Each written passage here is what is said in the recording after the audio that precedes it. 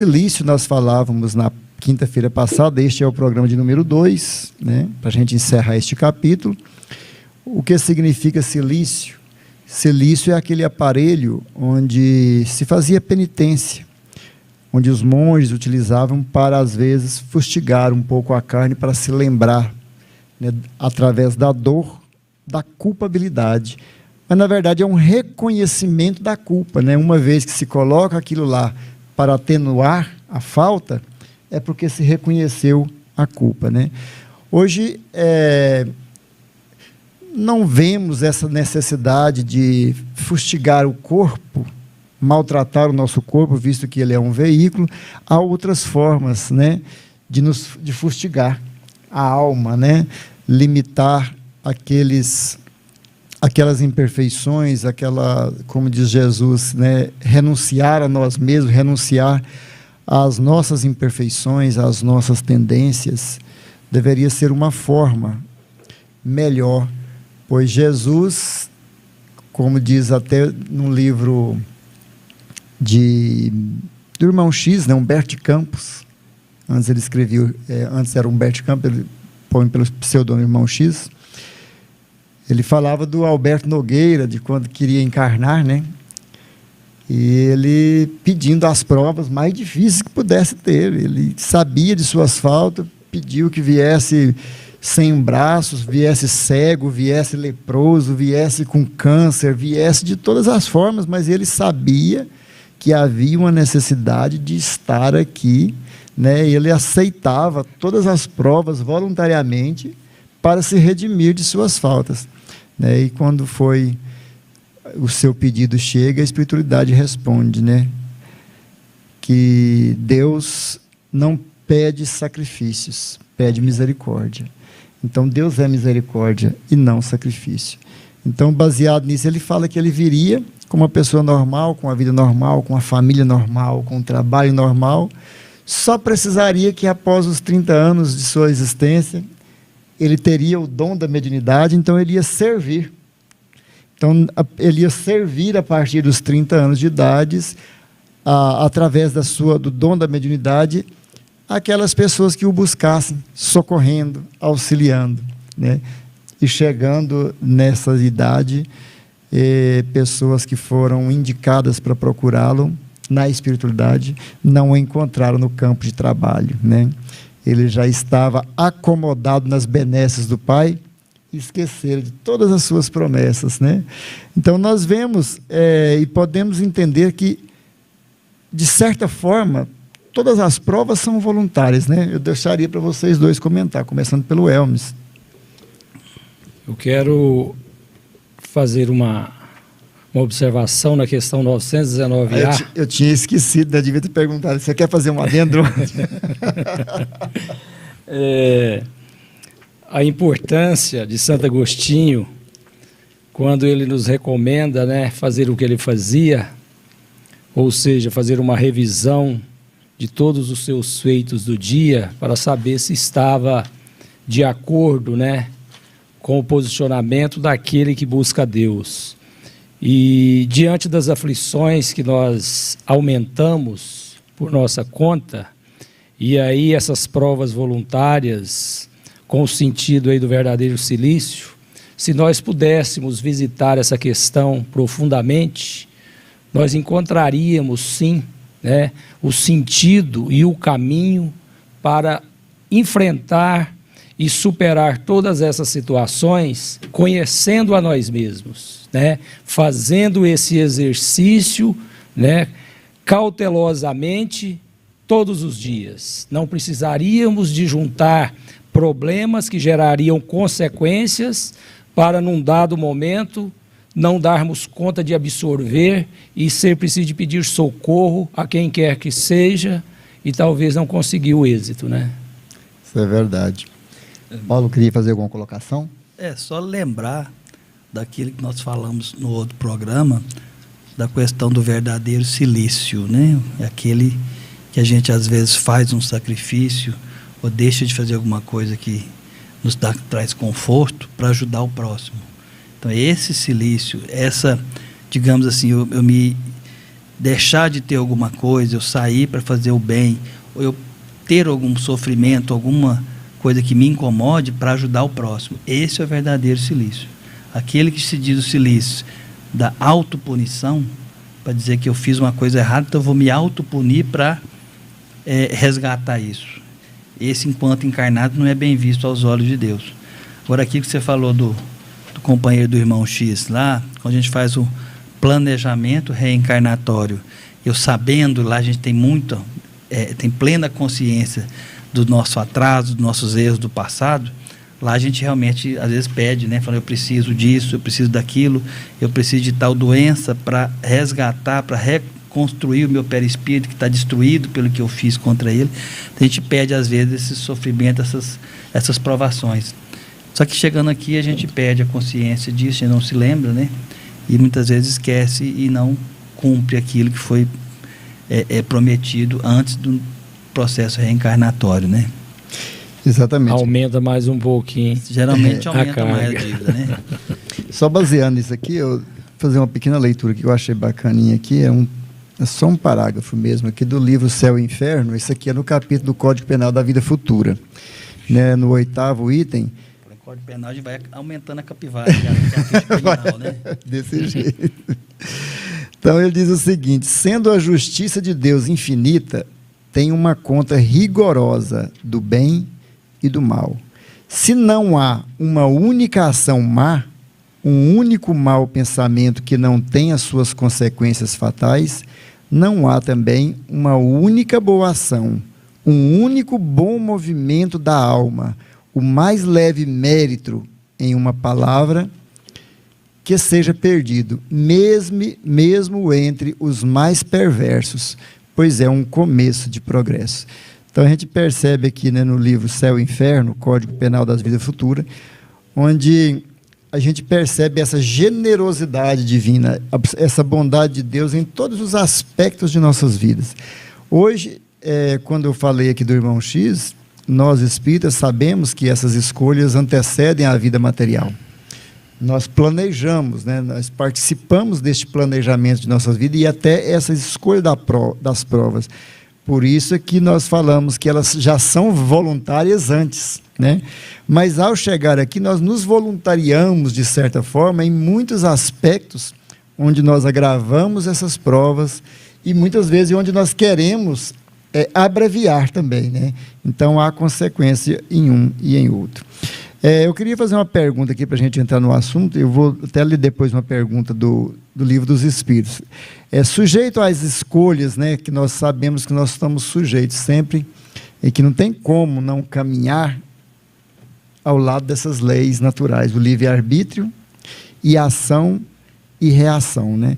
Então, baseado nessas escolhas de ação, nessas leis naturais de ação e de reação, como que nós podemos avaliar as provas voluntárias que são oriundas de consequências de uma exposição ao risco, né? Vamos falar de esportes, por exemplo, esportes radicais. Às vezes nós nos expomos muito a risco voluntariamente, em busca de um prazer. Em consequência disso, há um sofrimento muito grande, há um processo, às vezes, onde nós maltratamos o nosso corpo, lesamos o nosso corpo, nos privamos até na existência e fica-se num estado até vegetativo por uma escolha. Como nós vamos entender essa proposta? Seria uma escolha também? Entraria nesse mérito de provas voluntárias? Qual é a opinião de vocês a respeito disso? Você primeiro, Valão? Posso falar. Quando a gente fala de esporte, existe o esporte amador, é o cara que vai, final de semana, pegar uma bicicleta, fazer uma trilha maluca, despenca de uma ribanceira e machuca, e fica até, às vezes, você falou paraplégico, tetraplégico, né? É uma coisa. E o cara que é o esportista profissional, né? É a profissão, ele vive daquilo, né? Às vezes, alguns esportes expõem ele a riscos muito grandes, né? Motociclismo, automobilismo, não é? Eu me lembrei, você falando, eu lembrei de uma vez aqui em Jataí, eu assisti lá no aeroporto, o cara saltou de paraquedas e só fiquei assistindo, né? E não vai abrir, não abriu. Não abriu, Né? eu lembrei. E esse cara, ele voluntariamente subiu sabia do risco, é um esporte de risco, e esse paraquedas não abriu e ele, logicamente, desencarnou. Realmente, você me pegou de surpresa aqui, eu vi pela cara do Elmer também que ele ficou meio surpreso, né? É uma coisa difícil a gente avaliar, né? Até que ponto isso é um suicídio, né? Ou é que ele procurou a morte com as próprias mãos, ou foi um acidente, já até preparado, já até estava dentro do planejamento reencarnatório dele. A gente sempre fala, quando as pessoas fazem as perguntas difíceis para a gente em relação a dor, a gente fala assim, não, cada caso é um caso. A resposta é sempre essa, não é? Uhum. Cada caso é um caso. Mas assim, eu acho que a pessoa se expõe demasiadamente, sem os devidos cuidados, numa situação que pode vir causar um acidente, causar uma lesão grave, ou até o desencarne, eu acho que voluntariamente ele está procurando, às vezes, a morte, e isso pode ser considerado um suicídio. Coloca a vida em risco, um suicídio involuntário, né? Você também concorda? Concordo, e eu acrescentaria também, aproveitando o assunto que o Paulo expôs, e foi importante, que dentro, né, de várias situações há também um desenvolvimento das condições da vivência do ser humano na Terra, né? Vamos dar o exemplo do paraquedas. O paraquedas é um instrumento de muita utilidade, necessário, né, para várias situações de pesquisas, de trabalho no ar, por pessoas envolvidas nesse aspecto. Então, acaba que sendo necessário, e talvez aí, volta ao que o Paulo disse, cada caso é um caso, mas, muitas das vezes, essa situação igual aconteceu, ela não quer dizer necessariamente que é um suicídio, né? Ele estava participando de um esporte, sim, que há risco, mas a intenção dele não era desafiar a própria natureza, porque havia um equipamento que certamente teria sido testado, tinha segurança, e ele fez um salto como algo natural. Aí vamos agora, lembrando aqui daqueles ciclistas que descem aqueles despenhadeiros, aquelas coisas de louco, né? Até as pistas montadas para isso mesmo. Eu já acho que aí é um desafio à vida, né? Então, por isso que eu falo assim, muitos podem dizer, mas então acho que é uma peculiaridade da interpretação, né? Mas quando não há intenção de desafiar os limites da vida, ele não se torna, né, um suicídio. Eu sempre fui assim muito... vamos dizer, apaixonado pela Fórmula 1. Eu gostei muito de Fórmula 1, a época do Ayrton Senna, e a gente via, né, todo aquele desenvolver daqueles carros em alta velocidade, mas havia ali um cuidado muito grande para dirigir aquele veículo, né? Então havia regras, e isso, os acidentes aconteciam, mas sempre aprimoravam. A partir do acidente fatal do Ayrton Senna e do Ratzenberger, que foi no sábado, né, e do Rubinho, que foi na sexta, mas não aconteceu nada de pior, então a Fórmula 1 se transformou em termos de segurança. E essa segurança que ali foi colocada, ela é espalhada depois para nós, condutores comuns. Isso são instalados nos carros, em questão de desenvolvimento pneu, lá, né? pneus, suspensão, dentre outras coisas. Então, a gente precisa imaginar que por trás disso, né? Por trás disso há um laboratório trabalhando para que haja uma segurança nesse aspecto direto. Eu falei disso aqui para gerar uma outra pergunta depois dessa daqui. Mas aí vocês falando do paraquedas, por exemplo, o paraquedas tem muito sistema de segurança, né? E ele é considerado seguro, né? O Fórmula 1, por exemplo, foi passando o tempo e cada vez mais, e agora está muito mais seguro ainda. Tanto é que a célula de segurança, a pessoa destrói todo um carro e fica a célula de segurança protegendo a vida. Mas assim, aí a gente percebe aquelas pessoas, vamos supor, que os alpinistas, que escalam o Everest, eles sabem, falam assim, ó, para escalar o Everest há um fator de risco muito alto, as tempestades, muitos já morreram ali, e a pessoa insiste e vai e acontece. Desafiar, né? É um desafio, né? Acaba que em algumas circunstâncias parece um desafio à vida. Então são escolhas. Aí o que eu queria chegar com essa pergunta que eu fiz antes, para a gente fazer um laboratório com a outra que eu vou falar agora. A respeito do Schumacher, né? Michael Schumacher, na Fórmula 1. Ele esteve o tempo todo na Fórmula 1, foi campeão, 7 vezes campeão. Quando saiu da Fórmula 1, ele já tinha saído, ainda não? Já tinha. Já tinha saído da Fórmula 1, né? E foi para o lazer, que era também um esporte de risco, que é esquiar na neve no meio de pedras, né? Uma coisa que eu nunca esperava. E ele caiu, bateu a cabeça em uma pedra e se encontra em estado vegetativo até hoje. Uma pessoa que esteve na Fórmula 1 todo o período, né, todo o tempo, é um carro que, não vamos falar desafiar na vida, porque ele sabia que tinha muitos processos de segurança, mas é um risco, né?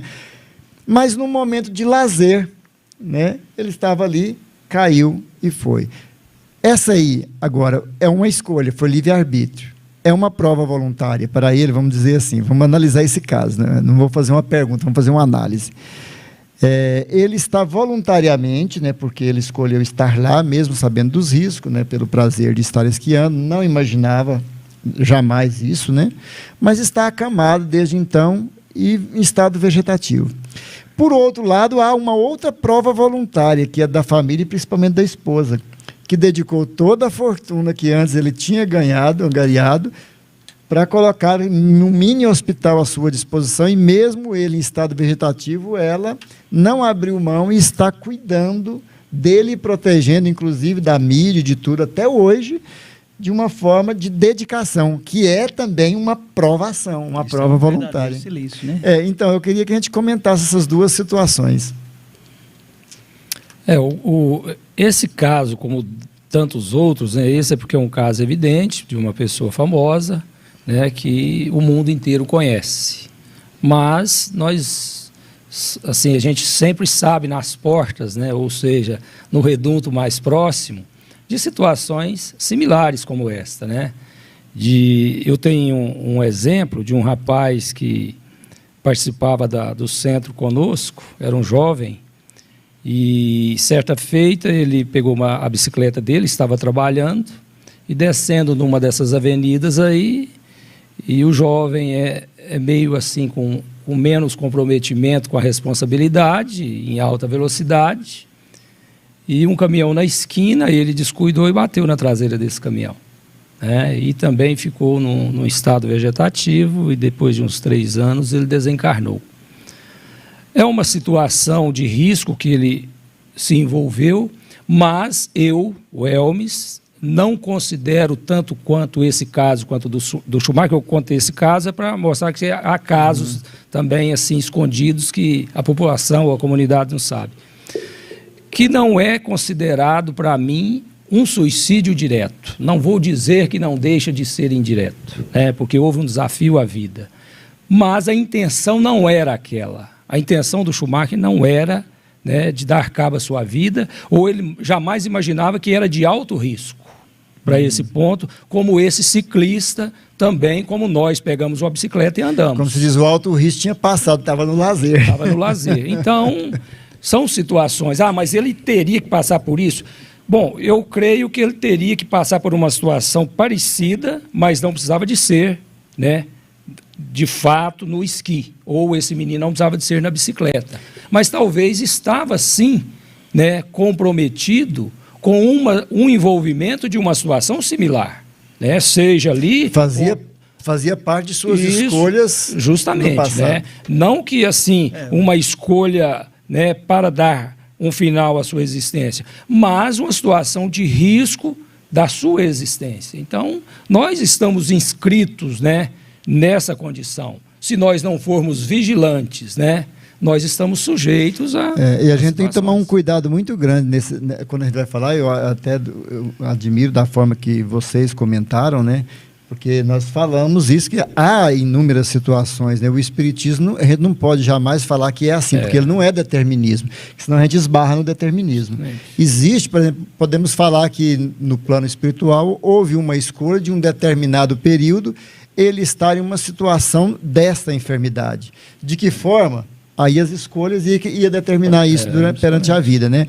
Pode ser. Mas aí você vai me falar da prova voluntária da esposa, Corina, né? Desse... como você diz, o verdadeiro silício quando se tem uma doação. No caso, nesse caso específico que a gente está citando da esposa do piloto, né, do Schumacher, isso é o verdadeiro silício. Ela sacrifica, com certeza era uma pessoa de um alto poder aquisitivo, podia viajar o mundo inteiro, e como viajavam, passeavam, né? De repente ela se vê presa, cuidando do marido, né? Ela tem que sacrificar muita coisa, né? Para ficar ali cuidando dele. Isso é um silício, né? Esse é o verdadeiro silício. Ela abre mão de muita coisa para fazer o bem a alguém, né? Isso é importante. Agora, voltando ao que você está falando do determinismo, eu penso assim, coisas mais graves, como uma pessoa passar 3 anos acamada no estado vegetativo, como o Schumacher tem 5 anos já, não sei? Tem mais. Né? Isso sim, eu acho que não é acaso, não. Tem um determinismo, sim, de quando eu preciso disso, antes de reencarnar, está no meu projeto. Há uma necessidade do Agora, espírito. isso pode ser abrandado ou agravado de acordo com minhas condutas antes desse momento. Em tal momento da sua vida, essas coisas mais importantes, a gente tem um certo planejamento, né? Que podem, logicamente, pelo meu livre-arbítrio, minhas escolhas, mudar, né? Para pior ou para melhor. Mas os grandes acontecimentos, a gente sabe que eles vêm mais ou menos já pré-determinados, né? Eu vou mandar um abraço aqui para os nossos ouvintes ali que estão acompanhando a gente, que é a Valéria Melo, a Edna Rodrigues da Silva, o Valdeir Dias, um abraço, Valdeir, a Eva Ferreira, a Luz Dalma, eu chamo ela de Luz da Alma, um abraço, Luz Dalma, ao Percival, Perci, meu amigo Perci, meu vizinho, um grande abraço, Carvalho Filho, nosso companheiro aqui da rádio, e minha esposa, que é sempre um ouvinte ali, fiel nossa, da Sintonia do Bem, a Lilian Kelly, um beijo, meu amor. Eu achei interessante a gente falar desse caso do Schumacher, até que desenvolveu, porque nós podemos entrar em outro momento aqui do livro, né, do Evangelho, dessa nossa leitura aqui, né? Por exemplo, um homem está agonizante, no item 28. Vou seguir na leitura aqui para a gente falar que entra nesse tema aqui. Um homem está agonizante, vitimado por sofrimentos cruéis. Sabe-se que seu estado é sem esperança. É permitido poupar-lhe alguns instantes de angústia, apressando o seu fim? Isso é uma pergunta do livro do Evangelho, e responde os Espíritos, né? São Luís.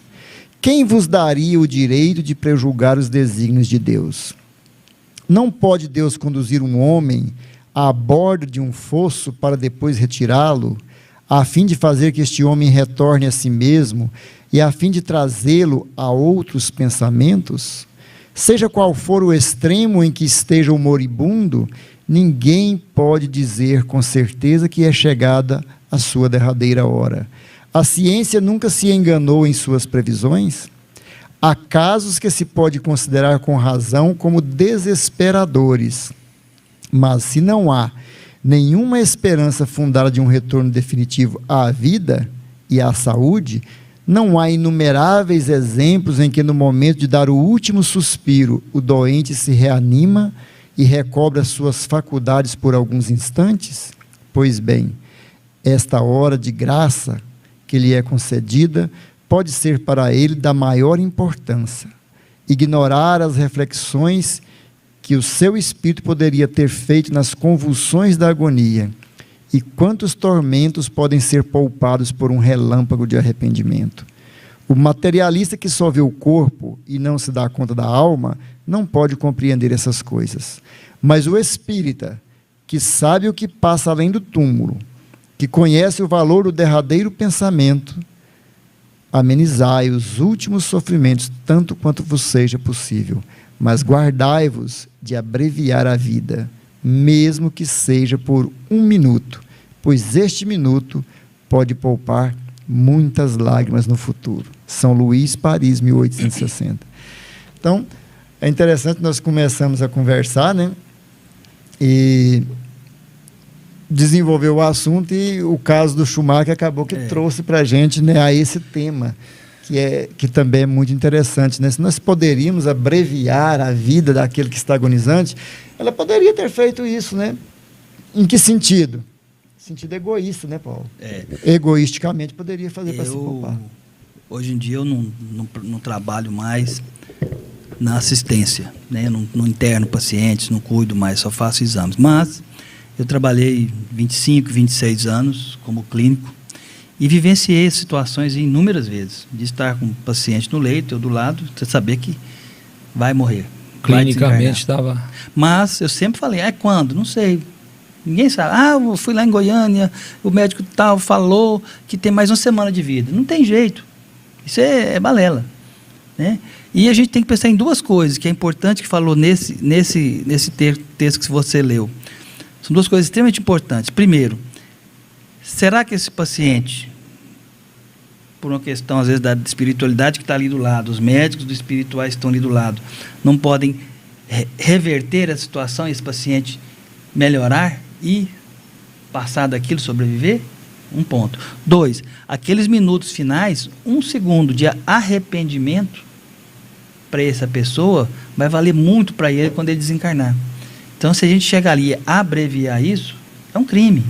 Tem nome, chama eutanásia. É tirar a oportunidade. Agora, eu já fiz muito assim, daquele paciente que você sabe que não tem o que fazer, você chama e fala, não vou fazer mais nada. Deixa seguir o caminho, deixa seguir seu tempo normal. Passou 1 hora, 2, o paciente desencarna. Você só deixou seguir o seu curso natural. A gente entra num assunto muito polêmico, que lógico, nós enquanto espíritos não podemos aceitar jamais, que é a eutanásia. Está na mídia recentemente, vocês se leram, a história daquele ator famoso francês, Alain Delon. Ele solicitou da família o suicídio assistido. O que é a diferença disso? É só balela, é só no palavra. O que é o suicídio assistido? Romantizou a coisa. Suicídio assistido, ele que tem que fazer, por exemplo, vou te dar um comprimido letal, não sei o que eles vão usar, um cianeto, cianureto, ele tem que pegar, pôr na boca e beber. Mas eles assistiram a ele porque é uma coisa que ele quis. E a eutanásia, não, eu vou injetar um remédio em você, você vai morrer. Então, lógico que a pessoa pediu. Então, isso é a eutanásia, né? Que é um absurdo. Nós temos países aqui, por exemplo, a Colômbia ela autoriza a eutanásia em pacientes não terminais. O paciente tem 50 anos, descobre que está com câncer. Está saudável, não piorou ainda. Não, eu quero eutanásia. E a justiça ela autoriza. Isso é uma covardia, eu acho, dessa pessoa, né? Eu não quero enfrentar os meus problemas. Eu não quero enfrentar. Não ter não um adianta enfrentamento. Fugir. Se eu não enfrentar fugir daqui, das provas. eu enfrento de lá. Se eu não enfrentar de lá, eu vou reencarnar e voltar com a mesma doença de novo até eu resolver esse problema. Então, a eutanásia é um crime imperdoável e tem tido vários países que estão se colocando isso como uma coisa normal, natural. Holanda, Suíça, Bélgica, alguns estados dos Estados Unidos, a Colômbia, aqui pertinho de nós, a eutanásia é permitida. Né? Então, isso, assim, esse médico que faz isso, ele está também adquirindo um débito muito grande, quando ele está auxiliando essa pessoa e dizendo que está ajudando ele a sofrer menos. É o mesmo caso das abortistas, né? No livro André Luiz tem aquela que chegou com inúmeras marcas lá. Né? Entendeu? Então, assim, nesse caso específico que está dizendo aí, é lícito eu abreviar o sofrimento de alguém, acelerando o seu desencarne? Claro que não. Então, isso tem um curso natural e nós não temos esse dom. Eu sou médico há 33 anos, eu não sei dizer. Fui dizer, não, vai mais 1 hora, vai mais 2 horas, vai mais 1 semana. Eu tenho uma história até engraçada, cômica, que os colegas até hoje brincam comigo. Eu era recém-formado, lá naquele antigo pronto-socorro ali na Avenida Goiás, e atendi uma senhora de idade, muito grave, né? Pronto, morreu, desencarnou. Fui lá, sinais vitais 0, eu escutei tudo 0, chamei a família, o paciente desencarnou, todo mundo chorou. Voltou no quarto, a mulher está sentada na cama. Eu virei motivo de piada para os colegas por tempo. Tá? Então, assim, a gente não tem esse dom. Ela deu ali uma parada cardíaca, eu olhei, escutei, não vi sinais vitais, né? Mas 2, 3 minutos depois, voltou. Eu não estava no quarto para ver, né? Estava na cama, eu voltei no quarto, a mulher sentada na cama. Então, assim, a gente passa essas situações porque exatamente para mostrar que nós não temos esse dom. Lógico que para atestar a morte existe uma série de sinais de tempos. Aí eu era jovem, um recém-formado, às vezes eu não seguia aquele protocolo e fui meio afoito já avisar a família. Já esperado um pouquinho, não tinha dado isso, né? Hoje eu não faria isso mais. Mas assim, esse dom de dizer, está na hora, não está na hora, vai ser hoje, vai ser amanhã, isso não tem jeito de dizer. Exatamente. Né? Você está tirando a oportunidade daquele irmão, né? De ou recuperar ou ter aquele momento final de lucidez, às vezes, né? Que a gente fala a melhora da morte, né? Melhora um pouquinho, conversa com a família, arrepende disso, pede uma coisa, pede outra, cuida do fulano, melhora o ciclano, e depois desencarna. Você não pode fazer isso. E uma pessoa igual a Alain Delon, que está lúcido, consciente, pedir para suicidar. E outra coisa, e ele pediu porque ele não admite envelhecer.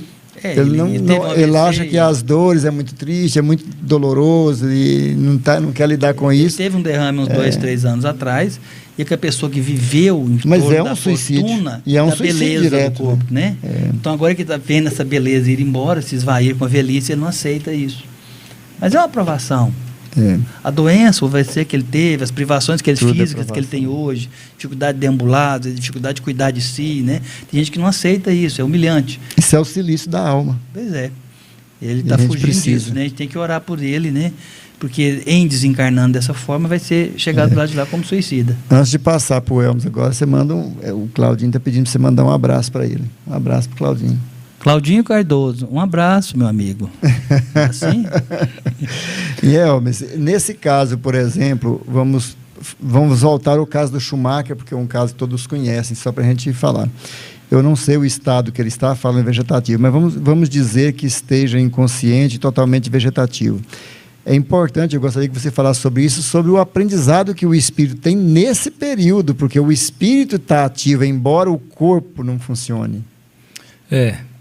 E importante que, à medida que nós vamos nos espiritualizando, nós vamos compreendendo, né, quem somos. E quando a gente compreende, e o Espiritismo nos traz essa oportunidade do esclarecimento, então toda prova, toda situação existencial do espírito imortal, é ele que precisa de aprender, jamais o corpo. Os maiores exemplos, e um deles é esse do Schumacher, onde o seu corpo já não responde mais à sua vontade. Ele está limitado, mas ele continua no seu projeto de vida, no seu projeto de aprendizado de burilamento. Como que ele aprende se ele está inerte numa cama? Aprende observando e vendo as suas limitações. E também tendo a oportunidade de perceber que há em torno dele todo um zelo daqueles que o amam. Então, quando fala aí no Evangelho, né, e o Paulo confirmou muito bem, então, hipótese alguma, né, a criatura humana tem direito, né, e pode contribuir com o fim da existência de alguém. Jamais.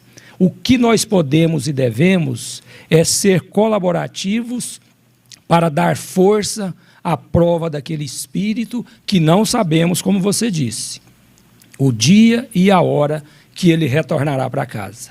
Então isso nós não sabemos, mas nos cabe, né, estarmos ao lado dando a força. É como você falou, você vai, eu não posso, a medicina não pode fazer mais nada, mas a família pode fazer tudo. Vai estar em torno, velando por ele, até que uma situação possa acontecer, seja o desencarne ou seja uma reabilitação. É interessante a gente lembrar disso daqui também, na forma que vocês falaram, quem somos nós para não permitir a reflexão de um espírito desse num momento tão importante, né? Imagina, vamos supor, um Schumacher, que ganhou o mundo, né, em valores, em fortuna, fama, glamour, fama, seguidores. Tudo. Isso. Agora ele estava em uma cama moribundo, vendo o seu corpo, a juventude se esvair, o corpo todo, né, ficar totalmente definhando. Olha, pense, né, a gente colocando no lugar de uma pessoa dessas, reflexões que faria. Analisar o momento em que ele estava em risco, ganhando todas as provas, o prazer, a alegria. Depois imaginar ele nos Alpes, lá, né, no momento de lazer tranquilamente, vai acontecer, e perceber ele na cama. Perceber, assim, a transitoriedade da vida, a verdadeira reflexão, a verdadeira compreensão da transitoriedade da vida, né? Isso é muito importante para que a gente possa refletir. E uma outra coisa, Nilton, é que dependendo de cada pessoa, do grau evolutivo, desprendimento de cada pessoa, a gente tem muitos relatos de pessoas que estiveram em coma por muito tempo e retornam, né, à lucidez e relatam, né, que eu estava lá, eu ouvia tudo. Uns relatam até assim, eu estava flutuando sobre o meu corpo, Eu via tudo que vocês faziam, eu via a enfermagem, eu via o médico, eu via a família, né? Eu ouvia o que vocês falavam, às vezes não se desprende, mas eu ouvia vocês falando, eu sentia a presença de você. Então, assim, e sente a energia de cada um. O corpo não está funcionando, está ali em estado vegetativo, nesses exemplos que nós estamos citando, mas a alma não. A alma é imortal, ela não está doente, né? Ela está só presa, ela está cativa, está prisioneira daquele corpo doente. Isso não acontece por acaso. Nós temos um planejamento reencarnatório, um caso específico, nós estamos usando como exemplo hoje. Essa pessoa, esse espírito, ele não está preso a esse corpo ali por um acaso. Então a justiça divina não seria divina, né? Ela teria erros e ela não tem erro, ela é matemática, ela é exata. Exato. Né? Então tem um planejamento reencarnatório e isso está servindo de ensinamento para ele, que com certeza, mesmo ele sem poder falar, sem poder teoricamente ouvir o corpo, mas a alma ouve, ele percebe o que se passa ali perto. Isso é um ensinamento para ele. É um aprendizado muito grande. É um aprendizado muito grande, né? E é um silício para ele que está sendo benéfico, né? Eu quero só, antes de você fazer, reforçar o que você disse há pouco, que desde o princípio que tudo que nós abordamos, nós não dissemos nenhuma vez que a situação é assim, né? Então a gente sempre deixa em aberto. Por quê? Porque há uma lei que rege todos nós. Então nós não temos o discernimento para determinar, alguém fala, não, isso, como você falou isso. Então só repetindo novamente para todos os ouvintes, né, que há uma abrangência a respeito dessas questões e a doutrina espírita é consoladora. Ela não traz uma situação que possa causar uma dor maior do que aquela que o outro está sentindo. Se nós levarmos esse propósito, não é doutrina espírita. Bem colocado. Exato, bem colocado. Eu vou ler aqui três questões aqui do Livro dos Espíritos, e a gente comenta, então, que elas estão mais ou menos arrematando, né, ilustrando o que a gente está falando aqui. Uma é a pergunta número 720 do Livro dos Espíritos. Pergunta assim: as privações voluntárias em vista de uma expiação igualmente voluntária têm um mérito aos olhos de Deus? A resposta é simples: fazei o bem aos outros e merecereis mais. O Paulo falou isso aqui no início. Exato. Há privações voluntárias que sejam meritórias? E os Espíritos respondem sim. A privação dos prazeres inúteis, porque ela desliga o homem da matéria e eleva sua alma. O que é meritório é resistir à tentação que solicita aos excessos ou ao gozo das coisas inúteis. É cortar do seu necessário para dar àqueles que não têm o bastante. Se a privação não é senão um vão simulacro, ela é apenas zombaria. Então, eles são muito diretos, né? A privação, ela tem um valor desde que ela vá trazer um benefício a outrem. Eu me privo de uma coisa mundana, né? Ou então me privo de alguma coisa que não é tão necessária para mim, né? Para poder dar para alguém, né? Dividir com o meu irmão que está precisando. Isso é uma privação bem vista aos olhos de Deus, né? Agora eu vou de hoje em diante não vou comer mais carne. Eu vou andar a pé de hoje em diante, não vou ficar mais, vou me privar para me punir. Vai levar bem para alguém? Não, né? Então isso é uma privação. No seu caso, você é médico, fala, não, então hoje agora eu vou para o hospital a pé. E às vezes o paciente está passando mal, morre, porque você foi a pé, você podia ter chegado antes. Né? Igual ele falou, esse tipo de privação é vão, é apenas simulacro. O Evangelho cita nesse capítulo mesmo aqui a questão até dessas pessoas que se isolam do mundo, né, entram nesses mosteiros. Eu vou viver a vida inteira recluso, não vou fazer nada, não vou conviver com ninguém. Até que ponto você mais ou menos está se privando de conviver com a sociedade, está se privando de problemas, está se privando de ajudar as pessoas, está se privando da caridade. Então, ele se fecha ali no mosteiro, né, passa ali 50 anos trancado. O que você ajudou ele a evoluir? O que ele ajudou o mundo a progredir? Né? Então, nesse sentido, esse tipo de privação também, hoje, perante a doutrina espírita, está aqui no Evangelho, não é uma coisa que vai levar a uma melhora, né? E essas privações, falando desses isolamentos, muitos podem dizer, mas O apóstolo Paulo fez isso, mas não foi com essa intenção. Esse não foi o propósito. Ele não se isolou das pessoas. Ele se isolou por uma questão íntima de fazer reflexões e se preparar. Por um tempo determinado. Justamente, se preparar para retomar as atividades, mas não para não correr risco, né, de errar e seguir uma vida, digamos assim, santa. Esse não foi o projeto. E muitos copiam achando que essa questão de Paulo é isso e fazem se isolando das pessoas. Né? E é necessária a convivência. Sempre ter convivência. E no item 726, dá um abraço ali primeiro, né, que está ali minha irmã, Selene Miranda, lá em Brasília, está assistindo a gente também. Manda um abraço, fique com Deus, um abração à minha mãe também. Na pergunta 726 do Livro dos Espíritos, né, há uma outra... Só uma coisa, Não, mas voltando à questão 720, observando a resposta, mesmo eles falando que é preciso que a gente se prive das coisas fúteis, enfim, das coisas do mundo, né? Valorizando as coisas espirituais, ele não diz que aqueles que assim não fazem são condenados. Olha a importância que a doutrina espírita traz. É a bondade. Ele só mostra que se você fizer, é melhor. Se você não fizer, as consequências estão aí para todos. Estamos vendo. São escolhas. Né? São escolhas. E a ação e a reação. Eu me lembro... de um ente querido, acho que até já contei isso aqui, mas eu vou repetir. Ele tinha o hábito, né, de bebida alcoólica, e isso, do decorrer da sua existência, fez muito mal e provocou-lhe um câncer de fígado. E ele passou por um período, e numa ocasião a gente conversando, ele falou, olha, se eu pudesse voltar atrás, eu voltaria.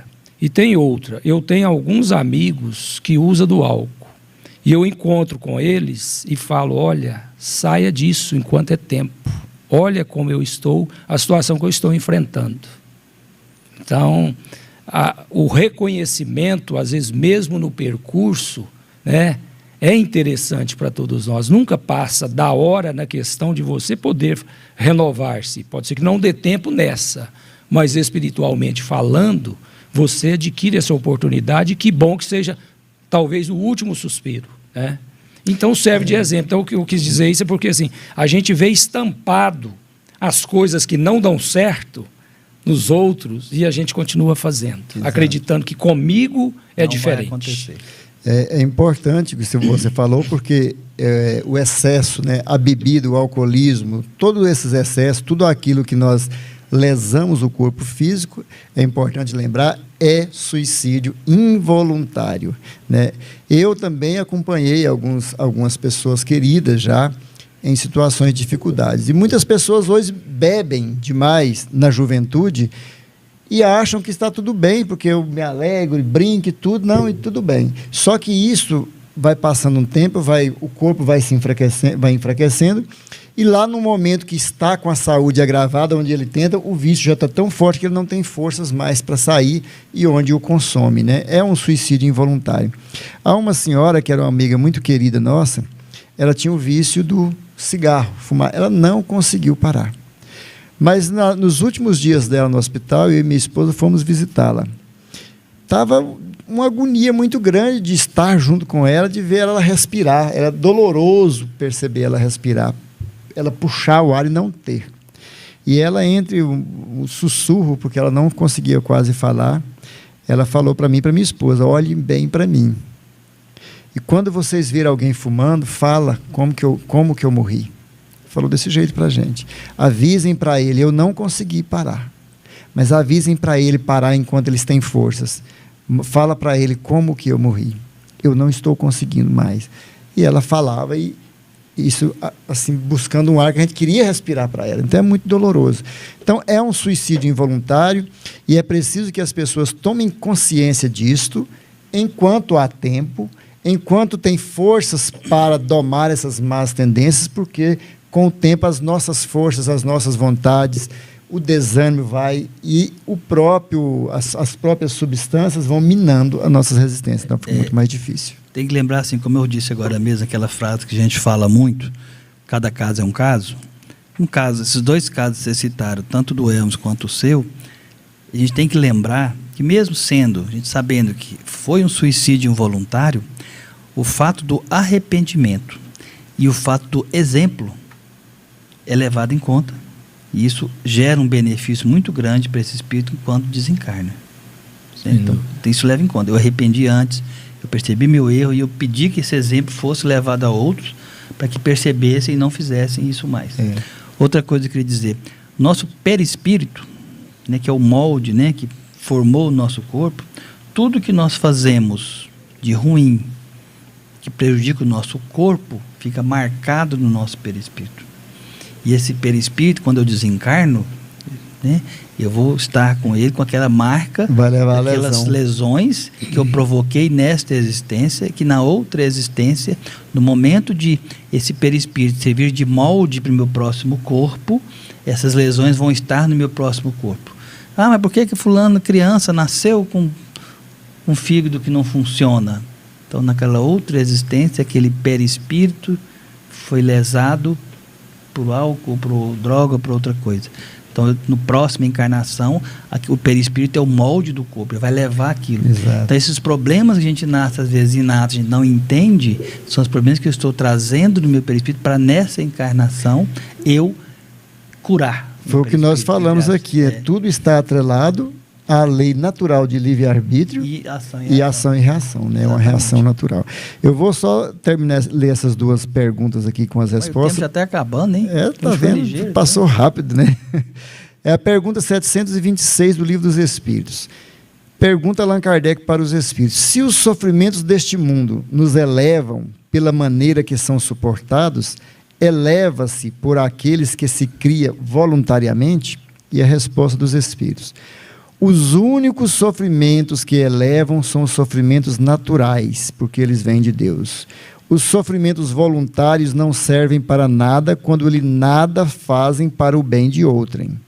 Crês que aqueles que abreviam sua vida nos rigores sobre-humanos, como fazem os bonzos, os faquires e certos fanáticos de certas seitas, avançam em seu caminho?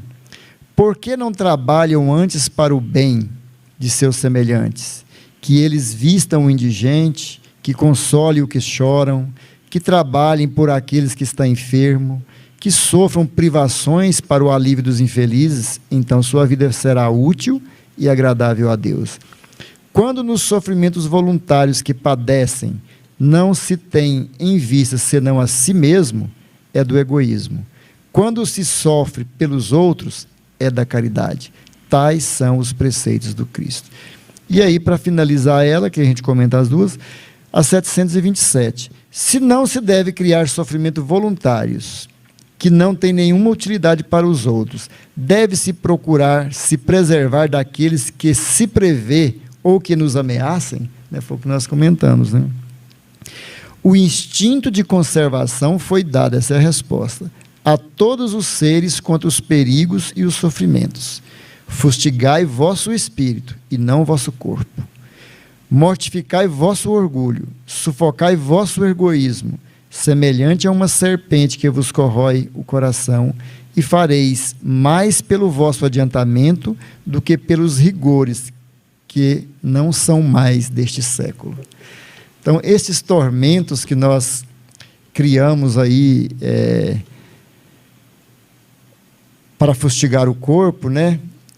Isso aqui já não é mais desse tempo, isso é do tempo da barbárie. Essa frase é extremamente interessante, acabou de ler. Não sei se não, com essas palavras assim: se eu imprimo sofrimento a mim, estou sendo egoísta. Se eu imprimo um sofrimento a mim para ajudar o próximo, isso chama caridade. Chama caridade. Né? Essa é a diferença básica. Resume tudo que nós falamos nessas duas. Exatamente. Desses dois momentos, duas quinta-feiras aqui, né? E esse sofrimento voluntário, vamos pôr assim, essas provas voluntárias em que nós fazemos, por exemplo, nós vamos aí estar em um ambiente, estamos vendo que um irmão ali vai passar por uma dificuldade muito grande e corre um risco de vida, e a gente, impulsivamente, para salvá-lo, a gente perde a vida. Ou, às vezes, a gente sofre uma prova porque se arriscou para salvar o outro. Eu vou até falar um pouquinho, antes de você falar isso daqui, de uma história que aconteceu comigo. Quando minha esposa estava grávida do Tarcísio, meu filho, que hoje está com 31 anos, né? Você é antigo, hein? Eu sou antigo. Estávamos aqui nessa fazenda Rio Paraíso, e lá tem uma represa muito grande, quem foi lá, e ela desemboca assim, tinha uma cascata de concreto. Ela não é muito alta, né? E naquele tempo fui eu, meu sogro, Valdeci, que vocês conhecem, minha esposa, né, o Marcelo, que já é falecido também, meu cunhado, e fomos pescar. Até o doutor Vanderlei também já é desencarnado, né? Um abraço para o doutor Vanderlei, que está no plano espiritual, né, ouvindo a gente, vai estar lá. Muito amigo meu. Ele falava que quando desencarnasse ele ia ficar sentadinho no murinho do cemitério, balançando as perninhas. Deve ter ficado uns dias lá, na cara de quem passava. Era uma pessoa maravilhosa. Então, nesse dia lá, nós estávamos lá e o Marcelo entrou na água. A água dava na cintura e era cimento no fundo, mas a água era muito forte. E ela caía, uma artificial, né? Uma cachoeirinha, e aí ele foi indo e chegando até a cachoeira. Para chegar até lá, e ela jogava ele para trás, né? E meu sogro, que era muito brincalhão, né? Ele estava de calça e botina, ele foi lá no pé da cachoeira, na terra, assim, e pulou bem embaixo, assim, ficou de pé e pôs a mão na cachoeira e só deu aquela risada. Você lembra, né? Olha que ele riu assim, a água fazendo aquele rebuliço, jogou ele na água, né? E ele afundou e não voltava. Eu vi a mão dele, vi o pé, e eu pensei, meu Deus do céu. E minha mulher começou a passar mal lá de fora de ver aquilo, não sabia o que fazer. E o Marcelo, meu cunhado, vendo o pai dele, falou, meu pai está morrendo, e já pulou, né? E pegou, e quando ele pulou lá, ele pegou o pai dele e levantou assim no braço. Mas a água, que era muito forte ali no chão, ela mexeu com o pé dele, derrubou ele também, ficou os dois rodando lá. E minha mulher lá, passando mal e gritando. E eu, naquele momento, eu vi, pensei, aquela fração de 1 milésimo de segundo, que parece que passa um momento inteiro. E eu estava perto. E eu não estava lá onde eles estavam, parecendo um liquidificador, os dois. Eu pensei, bom, meu cunhado é mais forte do que eu. Ele já foi, tentou pegar o sogro, não foi. E o outro já está rodando. Mas se eu não for, eu tenho que tentar salvar de alguma forma. E foi. Eu sabia que eu tinha consciência que eu não ia conseguir, mas eu falei assim, de alguma forma, eu vou tentar pegar em algum deles, né? E pulei também para pegar. E quando eu tentei pegar, ficou também. Aí ficou eu, o Marcelo e meu sogro, né, girando ali. A sorte é que era água na cintura, muito forte aquilo ali. A gente, de vez em quando, punha o rosto de fora, o braço, o olho. Eu sei que num determinado momento eu salvei todo mundo, né? Isso foi o bom. Porque eu estava no chão, no concreto, eu senti o peso do meu sogro pisando nas minhas costas e serviu para ele impulsionar e pegar no barranco. Mas nesse caso aí... E aí ele pegou na mão do Marcelo e eu fiquei um tempo até eles conseguirem um pegar na mão outra e me tirar de lá. Mas nesse caso, se houvesse um desencarne seu ou do Marcelo, não seria suicídio. Não, exato. Você se colocou numa situação de risco para ajudar outrem. Aí não é... A gente falou, se você se impõe um sofrimento ou um risco para ajudar alguém, aí eu falei, é caridade, não é egoísmo. Exatamente. Olha o exemplo dos bombeiros, né? Então não mede esforços para salvar quem quer que seja. Então, quando o objetivo é em favor do próximo, do outrem, não existe, né, nenhuma situação de risco no sentido de você falar, não, eu estou dando cabo à minha existência. Jamais. Que você vá. Foi uma doação, mas né? Você... Aí nesse caso não é... Nosso tempo que acabou se esgotando, né? Passou rápido. Até um abraço para os nossos companheiros que estão ali assistindo a gente, né? O Adreon Carvalho, um abraço, Adreon, Aurélio Silveira, Anivaldo Barbosa, nossa companheira daqui da Sintonia no Bem, do programa de quarta-feira, Bárbara Lucas, né? O programa Estudando Espiritismo, o Livro dos Espíritos. A Renata Moraes e a Edna Rodrigues da Silva. Um grande abraço para vocês. Muito obrigado por ter nos acompanhado até aqui. Eu espero que nós tenhamos conseguido passar para os nossos ouvintes o que significa essas provas voluntárias, né? Esse sofrimento que nós nos impomos a nós mesmos voluntariamente, de que forma isso é meritório aos olhos de Deus, né? E o resumo ficou bem aquelas duas palavras, né, Paulo? Quando nós fazemos em nosso benefício é egoísmo. Quando essas provas é em benefício do outro, isso é caridade. Acho que você resumiu todo o capítulo, né? Então, isso resume aí todo o capítulo. Muito obrigado a todos vocês que estiveram conosco até agora. Que Jesus abençoe a todos. Paulo Augusto, muito obrigado. E você manda fazer oração de novo? Não, mas você pode fazer também. Muito obrigado por estar com a gente nesses 2 programas. Foi muito bom. Nos convide novamente. Estou sempre às ordens. Foi muito bom. Até achei interessante. A gente vem pensando, nossa, 1 hora.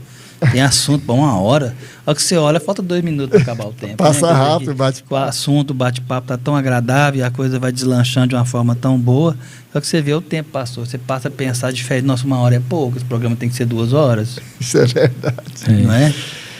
Um abraço também, meu amigo. Obrigado por estar aqui. Aí você faz suas considerações finais e faz a oração para a gente. O da oração ficou para ele. Né? É importante esse momento, né? O tempo passa rápido e a gente aproveita bastante. E uma coisa é certa, né?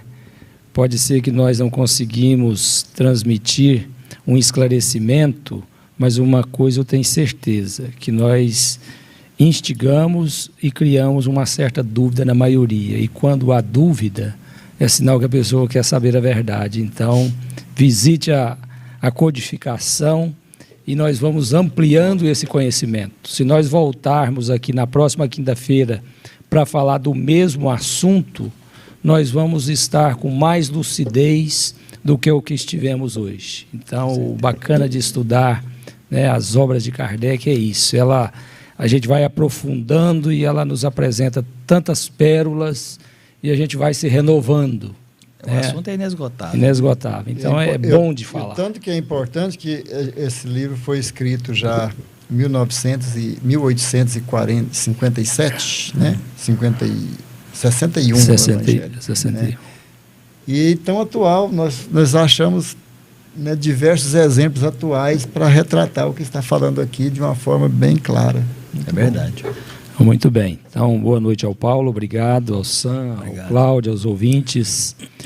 E encerrando com a oração, esperamos que todos estejam bem, que as bênçãos do Criador possam visitar cada lar do nosso planeta, envolvendo cada coração, nos transmitindo um bem-estar, um hálito, que podemos assim fazer melhor, que nos humanizemos a cada dia mais, que sejamos pacíficos e pacificadores, e que essa luz imperecível que habita cada filho e cada filha de Deus possa resplandecer numa luminosidade de harmonia, de aquecimento e de bem-estar para toda a população do nosso planeta. Encerramos, Senhor, agradecendo sempre a oportunidade de estarmos presentes para os nossos exercícios do dia a dia. Muita paz.